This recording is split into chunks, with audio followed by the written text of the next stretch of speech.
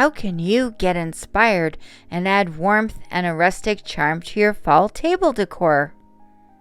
Hi, I'm Robin, and in today's video, I'm participating in Can't Sleep Creations Autumn Decor Playlist hosted by Dawn from Shabby Meets Bling, Annie from Crafting with Annie Jones, and Monica from Up All Night DIY.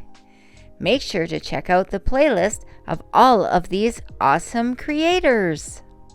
So today I'm crafting this fantastic fall centerpiece made from a wicker wreath form, jute twine, and bamboo skewers that I got at Dollar Tree. So the first thing that I did was I cut the skewers to the length that I wanted. And I just used these pruning shears to cut them. They were about an arm's length, maybe a little bit smaller.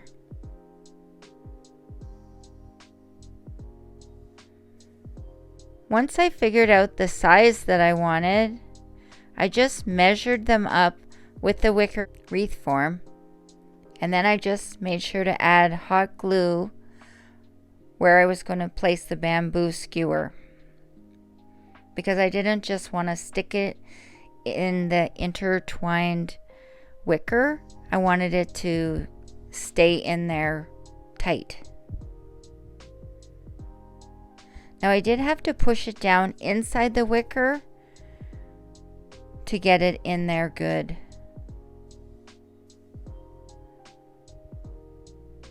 Then I started doing another one. And you just want to push down on the bamboo skewer into the wicker. Now I did this on a live stream, and you can check that out. I'll leave it in the description box below. And I had a lot of fun making this project. And even more fun saying Cornucopia.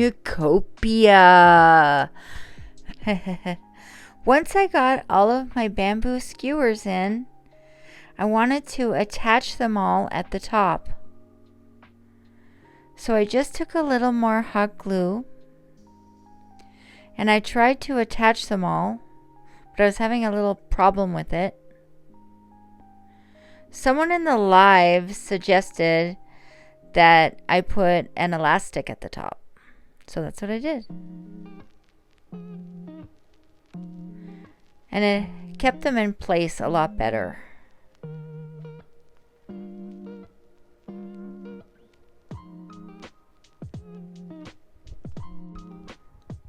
And here's how it looks so far. It's getting into shape. Now I took some jute twine and just using hot glue, I wrapped the jute twine around the base of the cornucopia. And I continued going around and around, just adding more hot glue periodically. Have you ever seen a cornucopia before? It's a magical horn-shaped basket, and it's overflowing with all sorts of good things, like fruits and vegetables and other things. And it's also a symbol of abundance and plenty.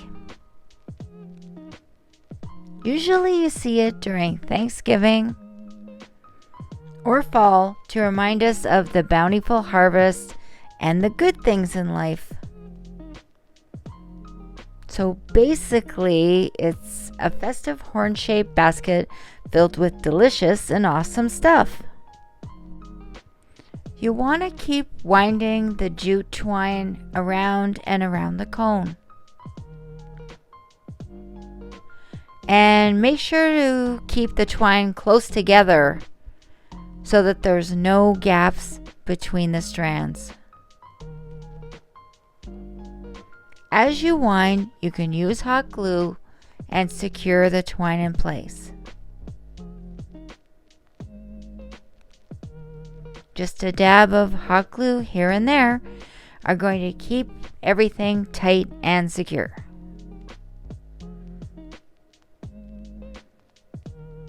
It was a little awkward when I was holding it because it was so long, but I was really trying hard not to make any gaps in between the twine. This technique not only gives the cornucopia a neat wrap texture, but it also ensures that it holds its shape perfectly. Once I finished with the twine, I grabbed some air dry clay. I sliced a bit off with a knife and I shaped it into a rectangle.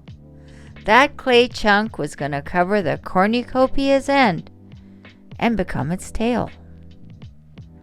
I just shaped it the way I wanted, super easy. After that, I had to start winding the jute twine all around the tail. I kept going and going and going until every bit of it was completely covered. And it made it have this cozy rustic texture. Now it was time to fill the cornucopia. And I wanted to put in a whole bunch of different things that I had, like fall leaves and apples. But first, I put some stuffing inside, just some paper. Then I adorned it with a bunch of leaves in the perfect fall colors, red, orange, yellow, and I gave it that autumn vibe. Oh, and I had this green apple, and it seemed like a perfect fit, so I tossed that in. Then I had previously made this other wreath, and I decided to take it apart, so I started cutting it. It had been made with foam, and there was all these leaves on top, and there was also this really cute pumpkin on it that I wanted to add inside. But it was really too big for inside of the cornucopia, so I decided to just glue it to the outside to make it look like it was so plentiful that the stuff inside was coming out. I didn't have many pumpkins that would fit inside, so I got creative and I made one out of a mini basketball. So I popped in the apple, a cheerful sunflower, and double checked to make sure that those leaves were placed in just right. I positioned everything how I wanted it, and I have to say, I really like how this cornucopia is turning out.